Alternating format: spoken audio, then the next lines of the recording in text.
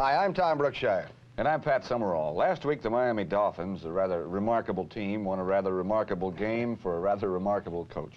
And Don Shula became the first ever to win 100 games in his first 10 years of coaching, and that is quite a record, Tom. Oh, that is. Also quite a record, Pat, is the fact that Shula's Dolphins have scored the second most points in the NFL and lead the entire NFL with the fewest points allowed. Besides that, they have a very good chance to become the first team ever to win every game played through an entire season. That's unbelievable.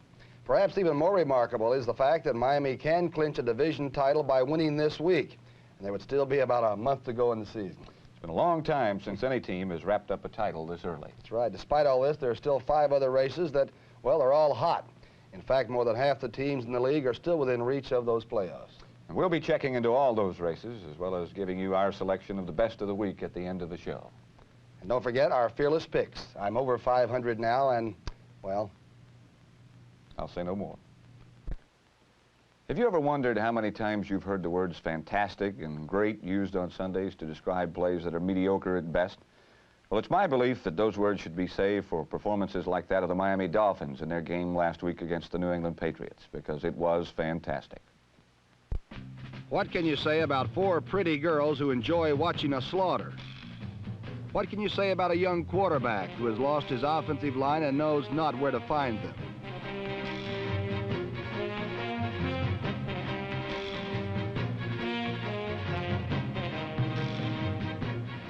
What can you say about the Miami Dolphins that hasn't been said? They are fantastic, they are awesome, and they are unstoppable.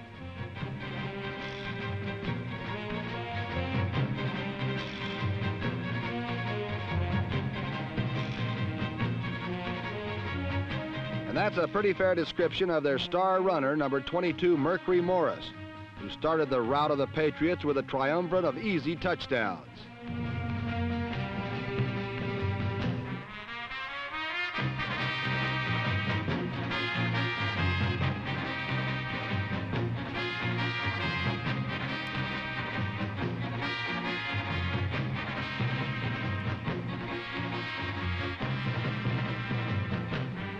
The rest of the Dolphins chipped in by running stupendous plays on top of amazing plays.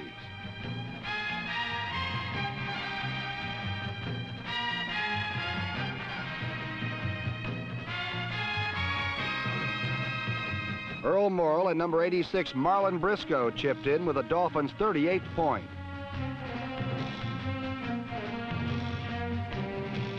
Then number 11, Jim Delgazo, and Marlon Briscoe chipped in with the finest play of the game, a 51-yard touchdown.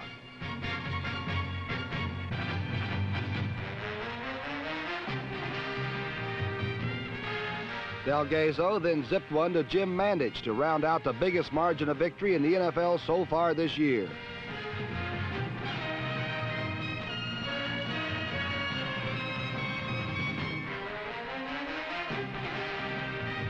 For fantastic Don Shula, it's been 100 victories in his first 10 years, and he's the first ever to do that. For Patriots coach John Mazur, it was his last loss with the Patriots, but he probably won't be the last to do that.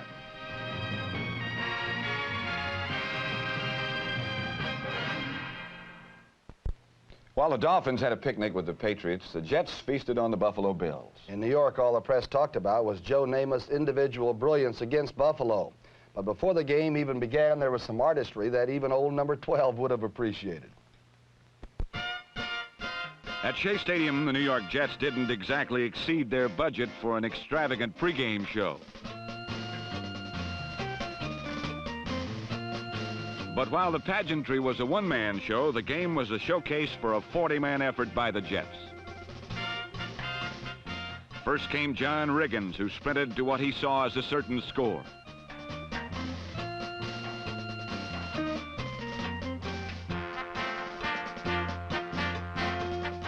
Riggins was adamant but lost the argument, so on the very next play he settled the war of words with a bellicose blast that had the referee on tiptoes.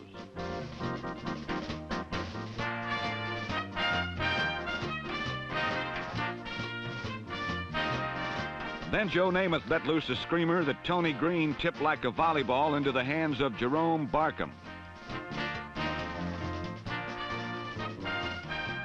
Namath built a 24-3 halftime lead with this floater to Emerson Boozer, who was unattended in the end zone.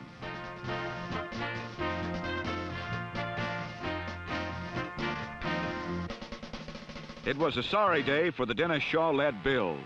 Shaw was sacked 7 times for nearly 80 yards and losses, and 3 times the alert Jets intercepted him.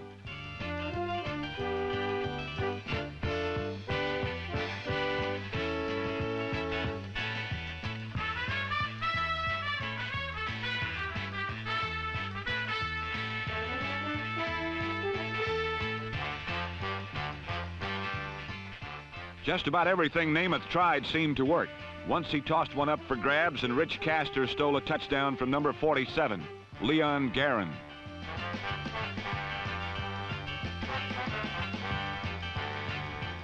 With a 31-3 lead, Bob Davis replaced Namath, but when number 40, Hank Bjorklund, missed a blitz, Davis was hammered. But being from Princeton, Bjorklund proved a fast learner, and the Ivy League zone ran neatly under a Davis lob.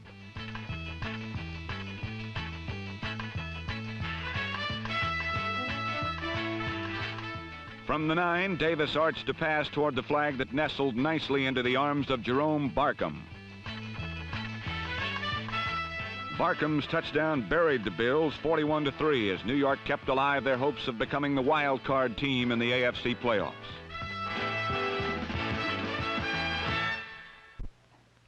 We've all heard that just about anything can happen in the game of football, but how can a team be outscored 2 touchdowns to none and still win? Well, just watch. Last Sunday in the Houston Astrodome, the Oilers and Philadelphia Eagles kicked off a game many referred to as the Johnny Rodgers Bowl, because the loser could end up with the worst record in the NFL and the inside track to the number 1 selection in February's college draft. The Eagles have now gone 14 consecutive quarters without a touchdown. And last Sunday, this 78-yard kickoff return by number 26, Al Nelson, was as close to the end zone as they got all afternoon.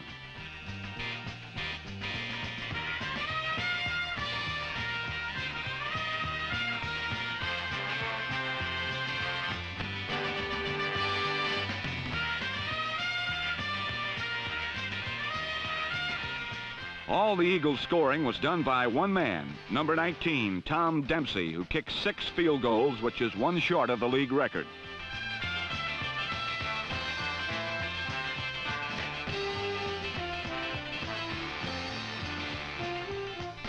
Meanwhile, Houston's offense lay dormant until well into the second half, when 2 recently acquired running backs from Cincinnati exploded. Fred Willis broke free for a 43-yard gain, which was followed by quarterback Dan Pastorini's rollout touchdown.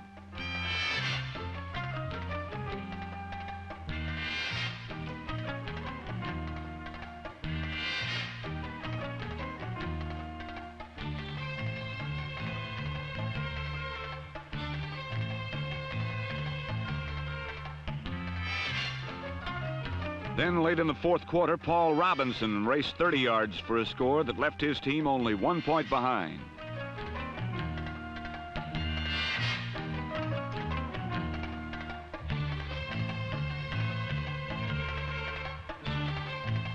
Houston had one chance to win and called on Bill Butler, the man who last year had beaten Tom Dempsey out of his job with the New Orleans Saints. With 16 seconds left and from the 43, Butler attempted to erase with 1 kick what his former rival had accomplished with 6.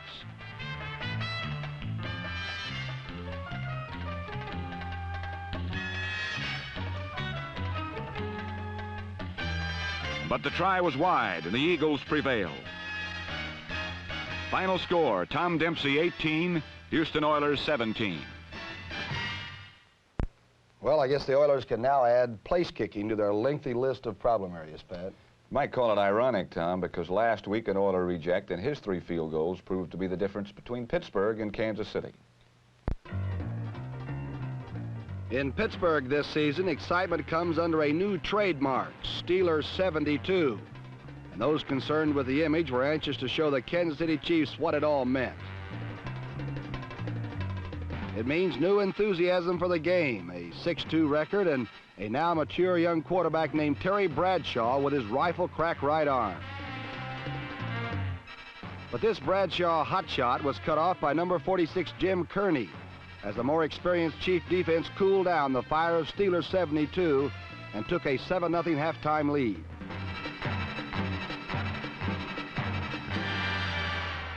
In the past, this was a cue for the patented Pittsburgh fold-up. But this year, the young Bucks in gold and black have felt the spirit of Steelers 72, and they do believe.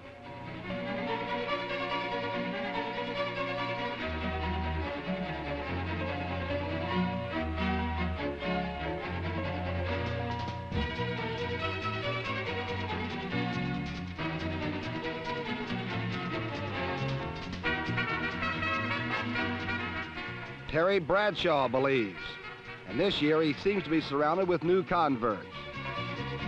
Especially devout is first-year running back Franco Harris, number 32.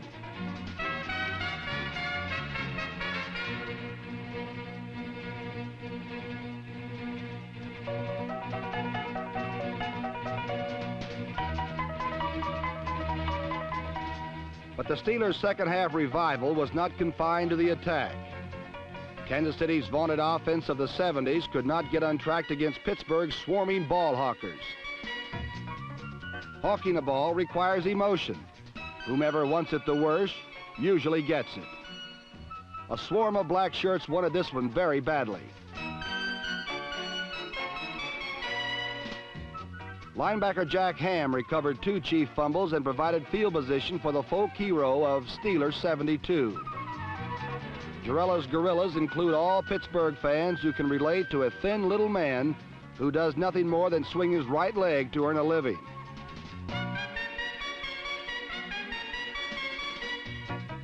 Number 10, Roy Jarrella, sent his Gorillas into ecstasy with 3 second-half field goals. The last a career best from 49 yards out. Jarrella is living the dream of a forsaken field goal kicker. 2 years ago, the Houston Oilers cut him outright. Today, he's the leading scorer on a championship contender.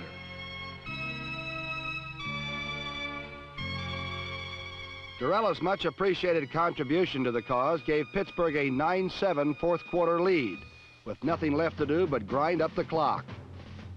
Franco Harris did that all right, and along the way he ground up a few would-be Kansas City tacklers in one of the most amazing performances of this or any other year.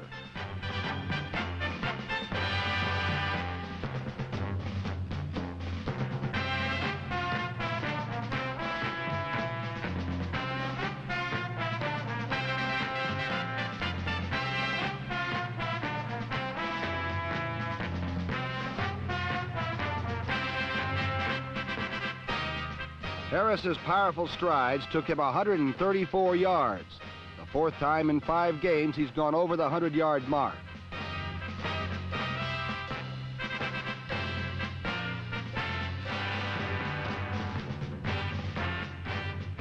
So far, Steelers 72 has been an unqualified success.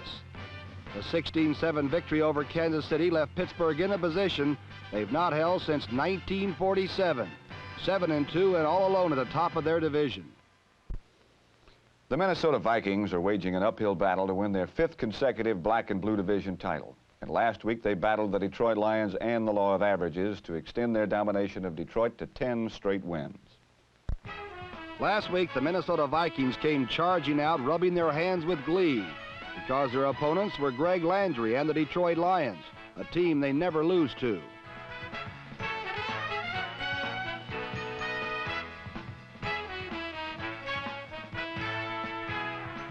From the beginning, number 88 Alan Page harassed Landry, and the Minnesota defense held the Lions to 1 first down in the first half.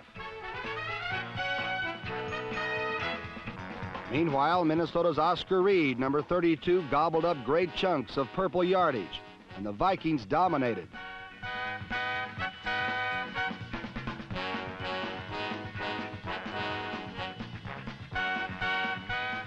But when Oscar was called upon at the 1-yard line, he fumbled, and Detroit recovered.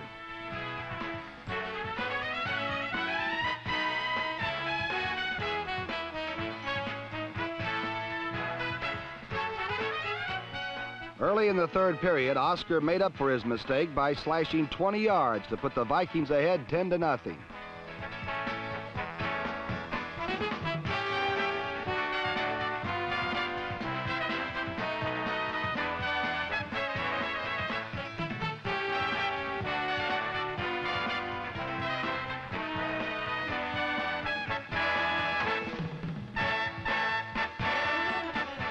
The Lions finally snarled back on a Greg Landry to Larry Walton hookup, good for 49 yards and 7 points.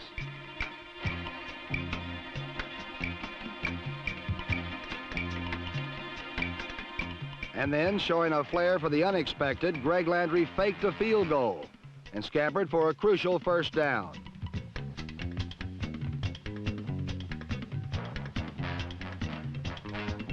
Landry then dropped back and fired another strike to Larry Walton to put the Lions ahead 14-10 with time on their side.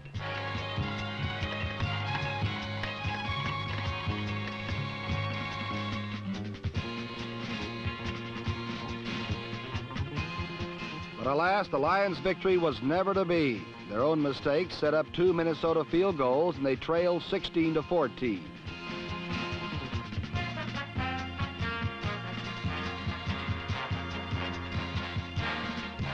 With 5 seconds left, Errol Mann tried what would have been the winning 33-yard field goal, but the kick was blocked by Bobby Bryant. And while Errol Mann joins that long list of kickers who could have won games but didn't, the Vikings made it 10 in a row over the Lions, who really ought to undergo collective psychoanalysis to see why the color purple frightens them so.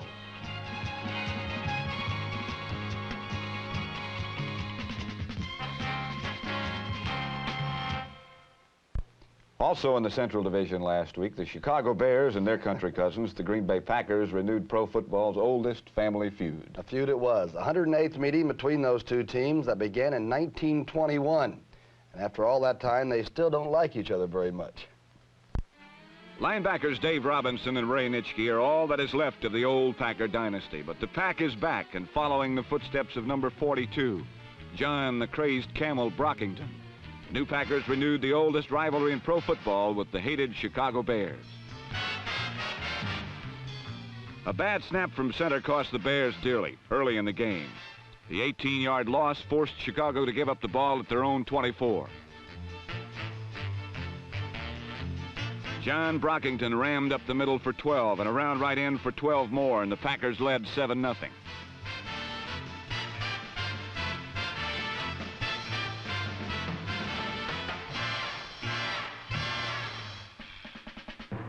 Bobby Douglas brought Chicago back, sparking a drive with this 26-yard keeper.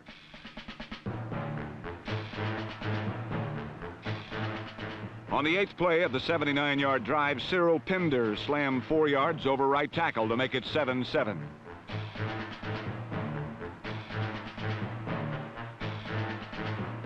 On the ensuing kickoff, number 37, Ike Thomas, almost went coast to coast, but settled for a trip to the Chicago 11-yard line, setting up Scott Hunter's 1-yard sneak for a touchdown.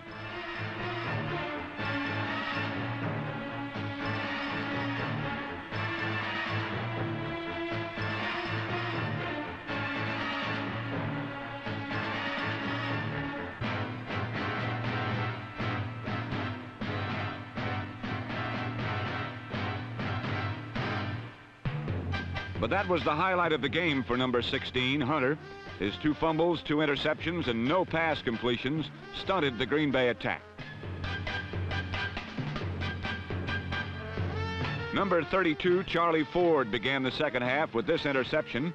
And on Green Bay's next series, ex-Packer Bob Jeter picked off Hunter again, this time setting up a 38-yard Mac Percival field goal.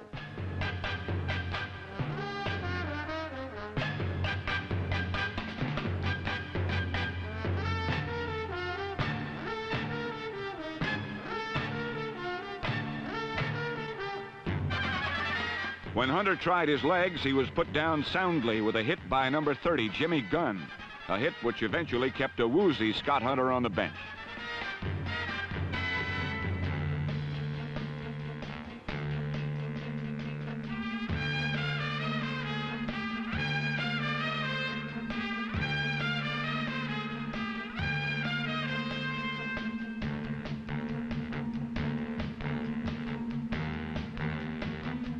Number 17, rookie Jerry Taggy, replaced Hunter, but the Bears had shut down the Packer offense.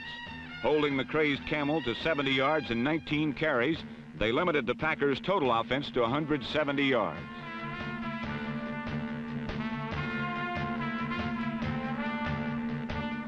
At length, MacArthur Lane powered around left end for 35 yards, setting up the first of 2 Chester Marcole field goals in the second half.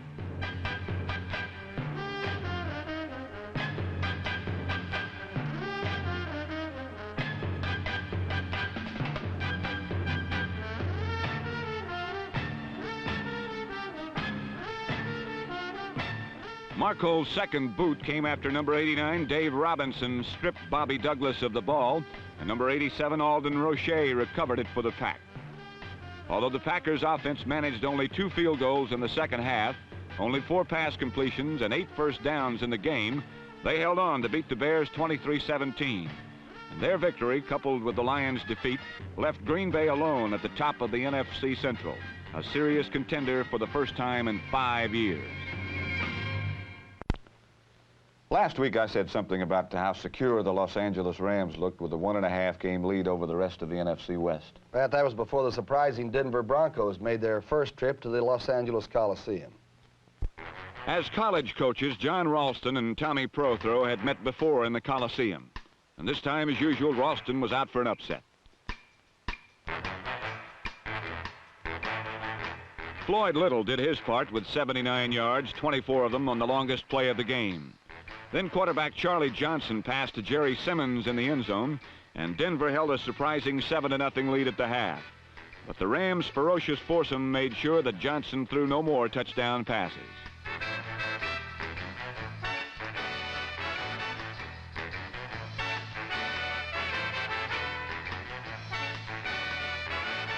In the third quarter, Roman Gabriel brought the Rams a tie with a sore-arm lob to Jack Snow in the end zone.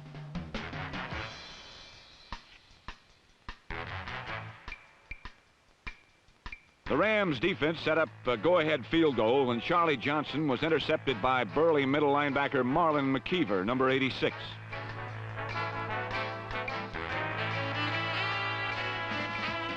But the Rams could accomplish no more. The Broncos took full advantage of Gabriel's sore arm and held Los Angeles to only 9 first downs. With 3 fourth-quarter field goals by Jim Turner, Denver walked off with a 16-10 victory over the sleepwalking Rams.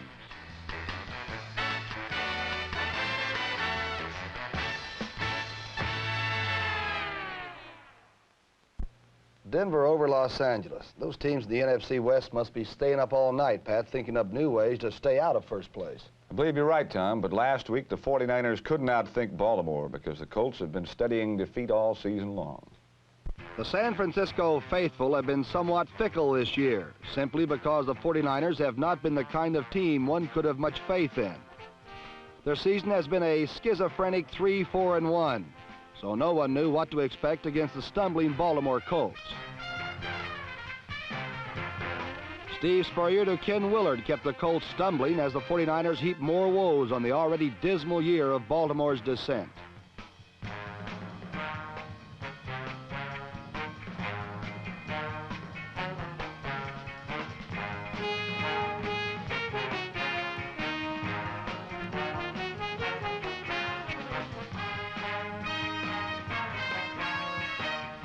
Number 22, Vic Washington, ran roughshod through the once impregnable Colt defense. Then number 35, Larry Schreiber, rocked in for a score, and suddenly San Francisco's fair-weather faithful had returned.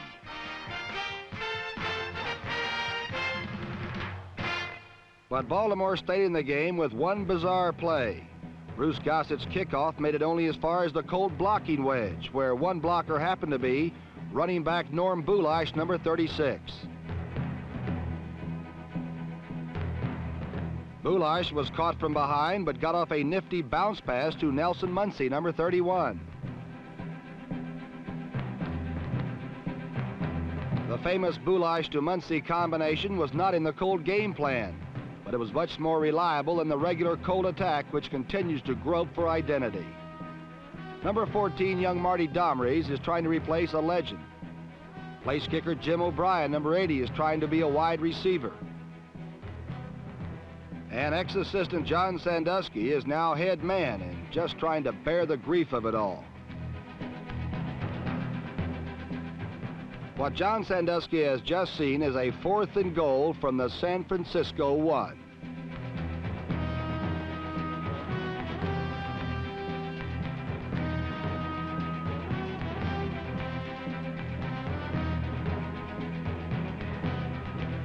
One man feels the pain of the Colts struggle more acutely than anyone else.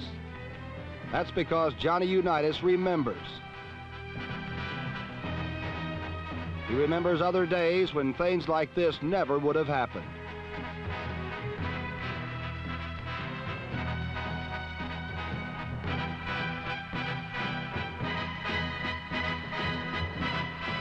John Unitas came in for one play, fumbled, and did not play again.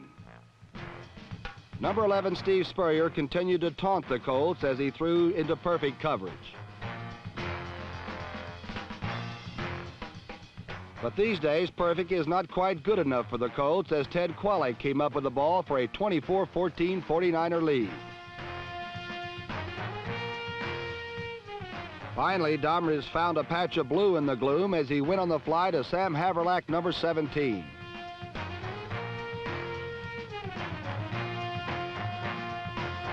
The Domrys-Haverlack connection put Baltimore back in the game, trailing by only 24-21 with 4.5 minutes left.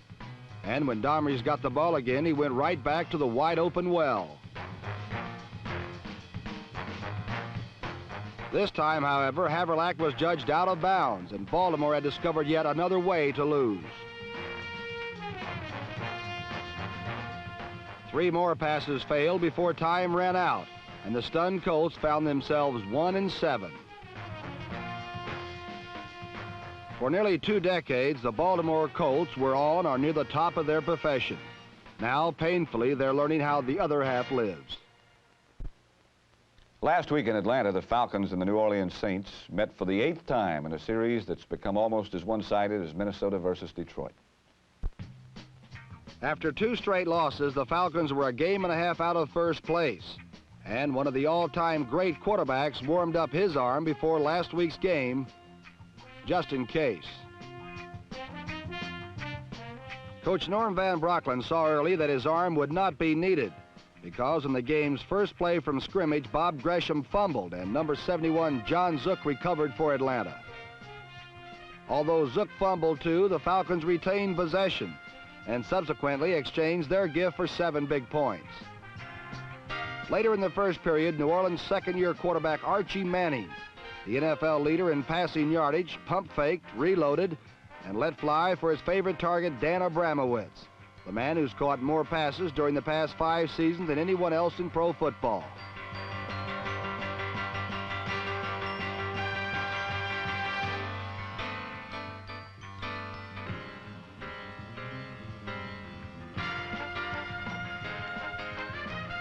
The 40-yard catch by Abramowitz set up a happy feller field goal, which made the score a respectable 7-3 at the end of the first quarter. But Atlanta quarterback Bob Berry did not have much success in the early going. Berry found it safer to stay on the ground with his runners, Art Malone and Dave Hampton, number 43.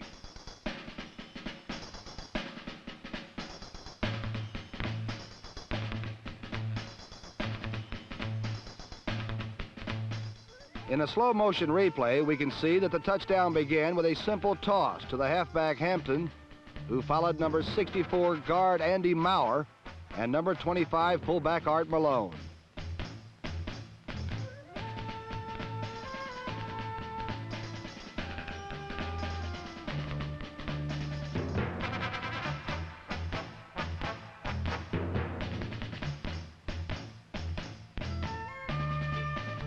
With a 14-3 lead, Bob Berry opened up his passing game to Ken Burrow, number 82.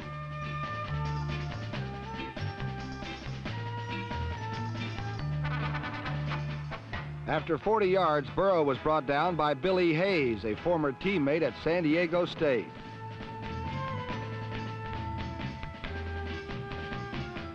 Bob Berry himself scored the next touchdown, and the Falcons led at the half by 26-3.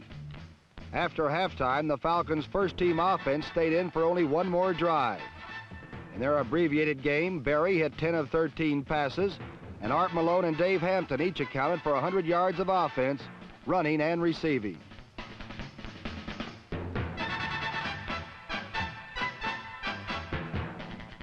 Berry's final stroke was a touchdown pass to Ken Burrow, and the first team left after 34 minutes, leading by 30 points. The Falcons went on to defeat the Saints for the 7th straight time, 36-20. Norm Van Brocklin can breathe a little easier this week, now that he's once again only a half a game out of first place. But Monday night brings the Washington Redskins, and that's a sobering thought for any coach.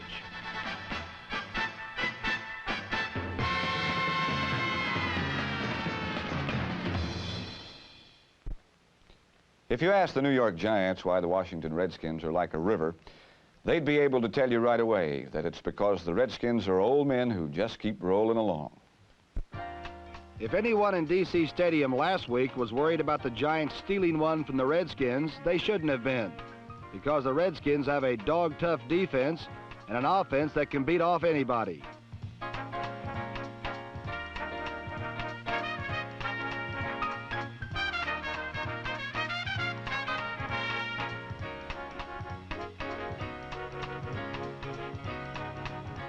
But Washington fans did have moments of anxiety in a game that was wild right from start to finish.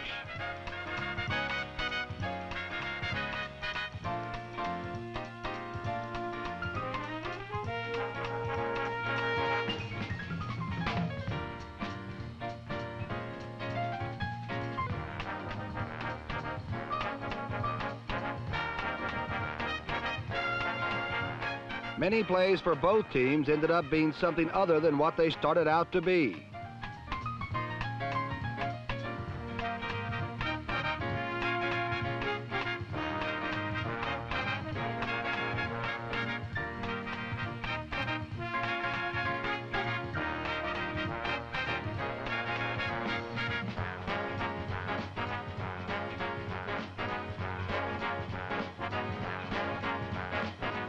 And sometimes the game itself ended up being something other than what it started out to be.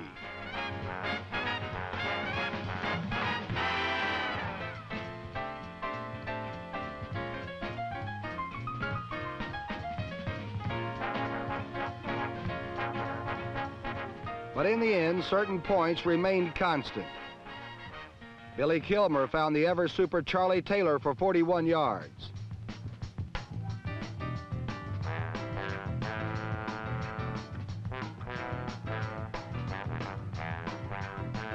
Taylor's catch led to a Kilmer to Jerry Smith hookup that gave Washington 6 and only 6 as the extra point was blocked.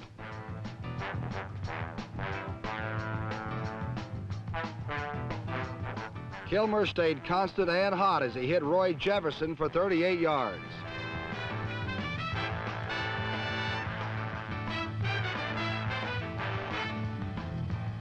Meanwhile, for 58 minutes, Larry Brown was an average running back. But in the waning moments of the game, he exploded, and the Giants' Pete Athis got caught in the blast.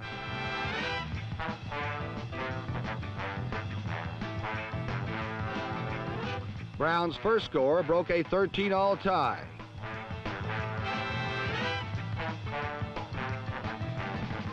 And 2 plays later, his second score gave him 106 yards for the day and gave those rolling Redskins a 27-13 victory.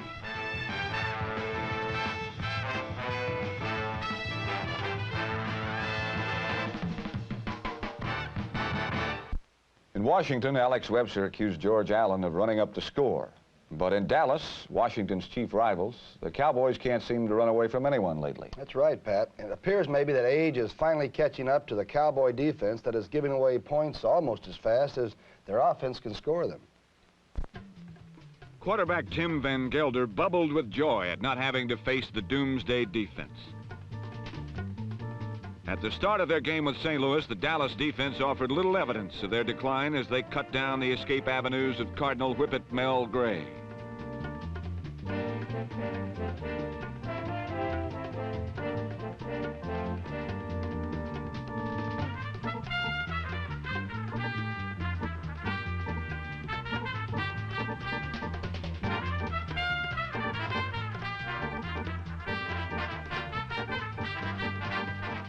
One member of Doomsday who hasn't slowed down is a cat-quick 33-year-old named Bob Lilly.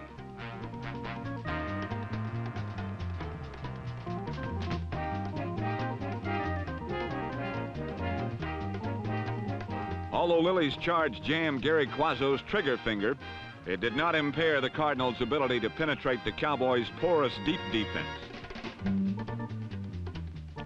Quazzo passed underneath the Cowboys' zone to #1 draft choice Bobby Moore. Then he bombed it long with a strike to wide open Jackie Smith, number 81.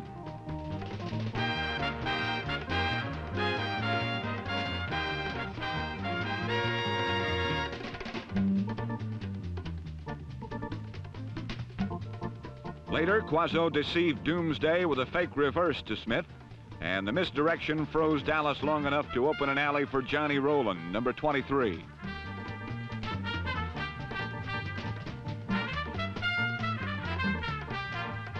The Cardinals scored 24 points in all, the last 7 coming on a short sweep by former Viking running back Leo Hayden. 24 points is usually enough for a victory celebration, but not for the Cardinals, who witnessed the grim evidence of Cowboy excellence. The Cardinals could pass, but they could not run, and led by quarterback Craig Morton, the Cowboys exploded for 33 points.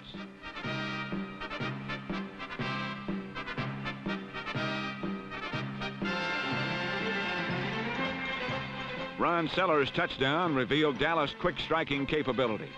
But the heart of their attack is running, and Walt Garrison, number 32, is their leader.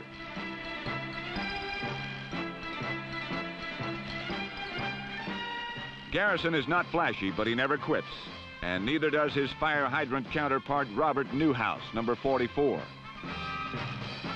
The stumpy Newhouse runs like a revolving door, always spinning, never offering the defense a solid shot.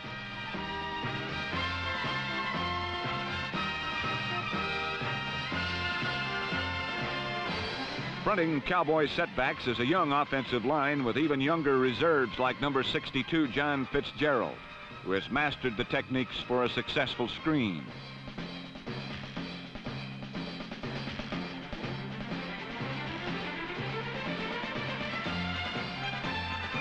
Behind the immaculate protection of All-Pro guard John Nyland, number 76, Calvin Hill swept to an easy score. Although their secondary is much maligned, cornerback Charlie Waters is learning fast, and hidden behind a stunting rush, he soared past Bobby Moore and burst to a touchdown.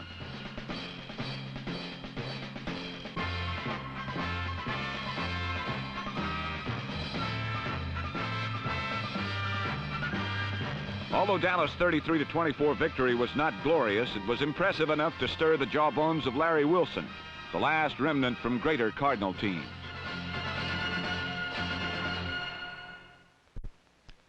Well, next to the Los Angeles Rams, who we saw earlier in the show, I would have to nominate the Oakland Raiders as one of the most inconsistent teams in the league. However, last week, the Cincinnati Bengals found that the Raiders, despite their ups and downs, rarely lose 2 in a row. For the Cincinnati Bengals, last week's game with Oakland was a crucial encounter, and a win was needed for them to stay in the thick of the hairy AFC Central race.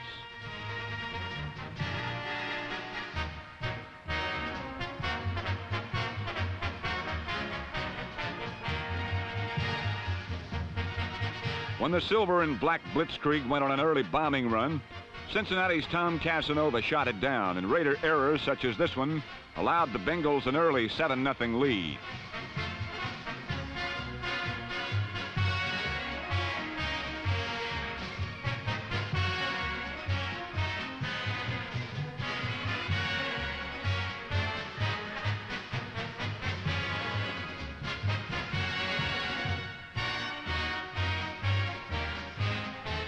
George Blanda kept the Raiders competitive with 2 field goals while the Oakland team adjusted its game from an air attack to an armored invasion.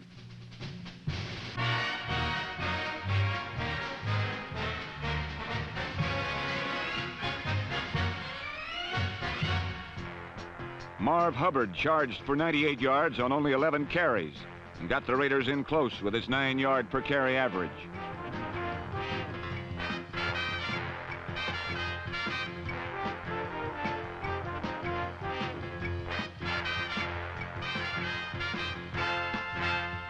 Then he exploded for a block that led number 28, Clarence Davis, in for a score.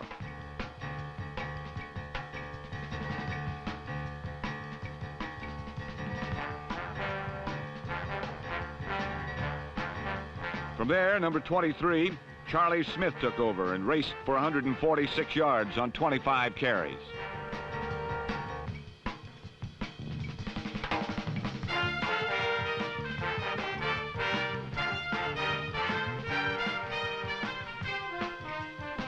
Smith, behind number 64, George Beeler, slammed in to make it 20-7, Raiders.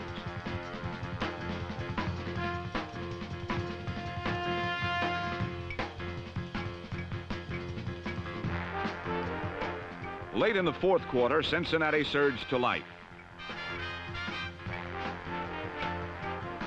Bob Trumpy's catch and run ended with a bang, but brought the Bengals into scoring range.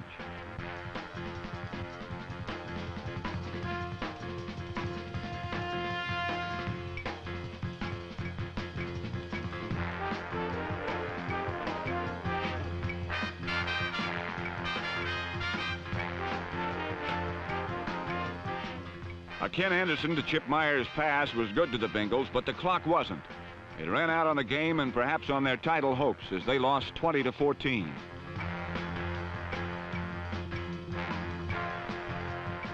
As for the Raiders, they're back in first place, but they don't have much breathing room.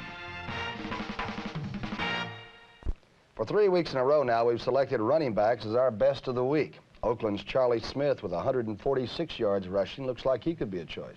And how about Pittsburgh's Franco Harris with his 134 yards against that huge Kansas City defense? He looks like a good choice, too, for best of the week. And maybe, Tom, even for Rookie of the Year. Well, that's for sure, Pat. There's one other player who I think has to take top honors for the week, and it would be, believe it or not, Pat, a place kicker. And with 6 field goals and 7 tries, including one of 52 yards and scoring all the points in his team's win last week, our choice for best of the week is Tom Dempsey of the Philadelphia Eagles. And you know him pretty well, don't you, Tom? I do, Pat, and of course he has the all-time record, the 63-yarder against Detroit, I believe. He is also a pretty good athlete in addition to being a fine kicker. Yeah, he likes to tackle on the special teams, and he's a gourmet, Pat. He can cook and eat just about all the food in this country. In addition to being a fine kicker, he's also exemplified courage, I think, in many, many ways. He sure has. He's a great person. Tom Dempsey is our best of the week. How about our picks for this week? Your record stands now at 14-12. Mine is 9-17. But you're not mathematically out of this race yet. Just about. Well, this week, New York at Miami. What do you think? Well, I'm going to go with the Dolphins to keep it rolling along. All right, that gives me a chance to pick an upset in the Jets. How about Pittsburgh at Cleveland? I'm going to go with Nick Scorch's Cleveland Browns. I believe they might be a better team, and they do come on late. Pittsburgh looks awfully tough, and they're playing good defense, too. I'll go with the Steelers. Minnesota's at Los Angeles. Boy, I saw the Vikings last week, but I think the Rams might be able to score a few points on them. Well, I like Minnesota. Atlanta at Washington. I'll go with the Redskins. So I'll go with the Dutchman and the Falcons. At any rate, we'll be back next week to show you what happens. I'm Pat Summerall. I'm Tom Brookshire, and we'll see you next week.